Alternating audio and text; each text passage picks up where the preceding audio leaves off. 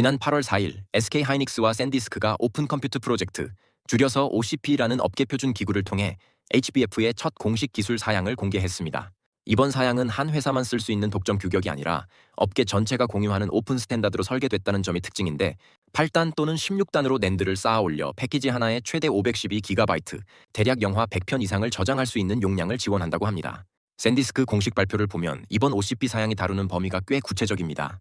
데이터가 오가는 통로의 전기적 규격, 기본적인 성능 기준, XPU HBF라는 이름이 붙은 호스트 인터페이스, 여러 층을 쌓았을 때 고장나지 않게 하는 신뢰성과 패키징 가이드, 그리고 읽고 쓰는 동작을 소프트웨어에서 어떻게 다뤄야 하는지에 대한 사용 설명서까지 포함하고 있다고 합니다. HBF와 프로세서를 잇는 연결 규격으로는 두 회사 모두 UCI, 즉 여러 종류의 칩을 레고 블록처럼 조립할 수 있게 해주는 개방형 표준을 채택했습니다. 특히 이 사양은 HBF가 기존의 HBM을 밀어내는 대체제가 아니라 한 시스템 안에서 HBM과 나란히 함께 쓰이는 걸 전제로 설계됐다는 점도 명시하고 있는데, 비유하자면 책상 위에 항상 펼쳐놓고 쓰는 자주 찾는 자료가 HBM이라면 HBF는 그 옆 서랍장에 넣어두되 웬만한 캐비닛보다 훨씬 빨리 꺼내 쓸 수 있게 만든 보조 저장 공간에 가깝습니다. 컨소시엄이 지난 2월 출범한 지 6개월 만에 첫 기술 사양을 내놓은 셈인데, 이렇게 사양을 남들보다 먼저 공개해버리는 것 자체가 나중에 업계 전체가 따라야 할 사실상의 표준 자리를 선점하려는 전략으로 풀이됩니다. 구글과 텐스토렌트가 이미 이 컨소시엄의 공식 회원사로 이름을 올린 상태입니다. 대역폭, 그러니까 데이터가 오가는 통로의 굵기는 3개 등급으로 나뉘는데, 초당 대략 0.4TB부터 최대 3.0TB까지로 알려졌습니다. 고속도로에 비유하면 등급이 올라갈수록 차선 수가 늘어나 한 번에 통과시킬 수 있는 차량, 즉 데이터의 양이 늘어나는 셈입니다. 참고로 제대기 공식 표준으로 정한 HBM4는 스택 하나당 초당 2TB입니다. 그런데 이미 올해 상반기에 삼성전자와 SK하이닉스가 나란히 HBM4의 다음 세대인 HBM4E 샘플을 출하했는데, 삼성전자는 5월 말 스택당 초당 3.6TB, SK하이닉스는 6월 중순 스택당 초당 4TB에 이르는 성능을 각각 공개했습니다. HBF의 최상위 등급인 초당 3TB를 이 수치들과 나란히 놓고 보면 HBF는 이미 시장에 나온 HBM4 표준보다는 앞서지만, 같은 시기에 샘플까지 출하를 마친 HBM4E에는 못 미치는 위치에 있는 셈입니다. 지연시간 면에서도 HBF가 HBM 계열을 넘어서기는 구조적으로 어려울 것으로 보입니다. 그런데 512GB짜리 패키지 하나에서 상당한 속도를 뽑아내는 일이 왜 어려운지 이해하려면 낸드 플래시가 애초에 데이터를 어떻게 저장하고 읽고 쓰는지부터 짚어볼 필요가 있습니다.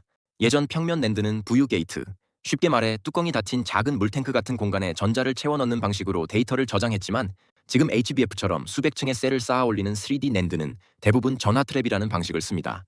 물탱크처럼 하나로 뚫린 공간이 아니라 스펀지처럼 작은 구멍이 촘촘히 뚫린 절연체 곳곳에 전자를 낱개로 흩어서 가둬두는 구조에 가깝습니다.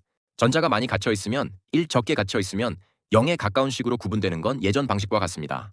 이 전자의 양을 손전등으로 살짝 비춰보듯 낮은 전압으로 슬쩍 확인만 하면 되는 게 읽기 동작이라서 상대적으로 빠르게 처리할 수 있습니다.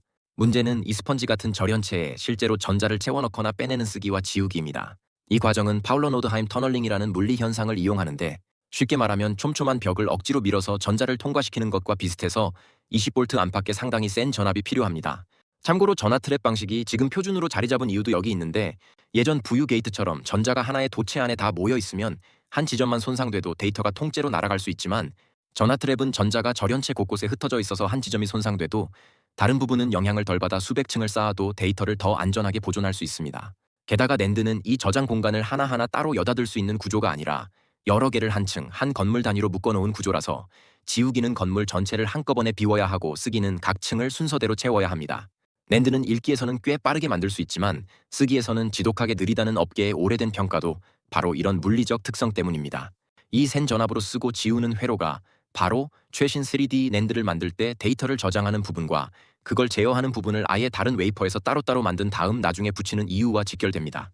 비유하자면 예전에는 주방과 배관을 한 건물 안에서 순서대로 짓다 보니 나중에 짓는 배관 공사의 열기나 진동이 먼저 만들어둔 주방 설비에 그대로 영향을 줘서 성능이 떨어지는 문제가 있었습니다. 초기 3D 낸드는 데이터 저장 칸과 제어 회로를 옆으로 나란히 배치했는데, 이러면 건물 전체 면적이 두 부분을 합친 만큼 커졌고, 이후에는 제어 회로를 저장 칸 아래에 두는 방식으로 바뀌면서 면적은 줄었지만 여전히 같은 웨이퍼 위에서 순서대로 짓다 보니 저장 칸에 필요한 고온 공정과 제어 회로에 필요한 정밀함을 동시에 만족시키기 어려운 딜레마는 남아 있었습니다. 이걸 해결한 방식이 샌디스크가 CBA, 우리말로 하면 CMOS를 어레이에 직접 접합한다는 뜻의 기술입니다. 아예 처음부터 데이터를 저장하는 층을 짓는 공장과 센 전압으로 쓰고 지우는 걸 제어하는 회로를 짓는 공장을 완전히 분리해서 각자 가장 잘 만들 수 있는 조건으로 따로 지은 다음 두 층의 표면에 구리 접합 패드를 만들어 구리와 구리를 직접 맞붙이는 방식으로 이어 붙이는 겁니다. 마치 주방은 주방 전문 업체가, 배관은 배관 전문 업체가 각각 다른 곳에서 최적의 조건으로 미리 완성해 놓고 마지막에 두 조각을 정확히 맞춰 하나의 건물로 조립하는 것과 비슷합니다. 이렇게 하면 저장칸은 저장에 유리한 조건대로, 제어 회로는 속도와 정밀함에 유리한 조건대로 각각 최선을 다해 만들 수 있습니다.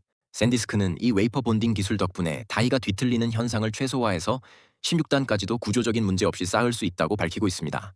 낸드의 이런 물리적 특성은 AI 학습과 추론이라는 두 작업에서 다르게 작동합니다. 학습은 수십억에서 수조 개에 달하는 모델의 숫자 값들을 계속 읽고 고쳐 쓰는 작업이라서 쓰기가 느린 낸드는 애초에 학습에는 잘 맞지 않습니다. 하지만 추론, 그러니까 이미 다 학습된 모델을 실제로 서비스에 쓰는 단계에서는 그 숫자 값들이 더 이상 바뀌지 않는 읽기 전용 자료가 되기 때문에 낸드의 약점이 크게 문제되지 않습니다. SK 하이닉스 메모리 시스템 연구 담당 부사장은 더 이상 바뀌지 않는 모델의 숫자 값이나 한번 계산해두고 계속 재사용하는 KB 캐시, 쉽게 말해 이미 풀어놓은 문제의 답을 적어둔 메모장 같은 데이터를 HBF 쪽에 안전하게 넣어두면 HBM은 지금 당장 계산 중인 문제를 빠르게 처리하는 임시 작업대로 온전히 남겨둘 수 있다고 설명했습니다. 샌디스크가 공개한 팩트시트를 보면 1세대 제품은 최대 16개의 낸드 칩을 쌓아 512GB 용량에 초당 1.6TB 수준의 읽기 속도를 목표로 하고 있고 이후 2세대와 3세대에서는 각각 초당 2TB, 3.2TB까지 속도를 끌어올릴 계획이라고 합니다. 제덱 기준 HBM4 한 스택의 최대 용량이 64GB에 그치는 것과 비교하면 HBF는 최대 512GB로 8배 가까운 창고 크기를 갖는 셈인데 SK하이닉스 입장에서는 지금 마진이 훨씬 높은 HBM 사업의 기록적인 실적을 스스로 갉아먹을 수 있는 카드이기도 합니다. 이에 대해 하이닉스 부사장은 HBF를 HBM의 경쟁자가 아니라 짝을 이루는 보완제로 규정하면서 HBM만으로는 부족한 용량 문제를 속도를 희생하지 않고 풀어주기 때문에 큰 모델을 돌리는 데 필요한 가속기 개수를 줄이고 그만큼 에너지 효율과 비용 면에서 데이터 센터의 확장을 돕는 기술이라고 강조했습니다. 감사합니다.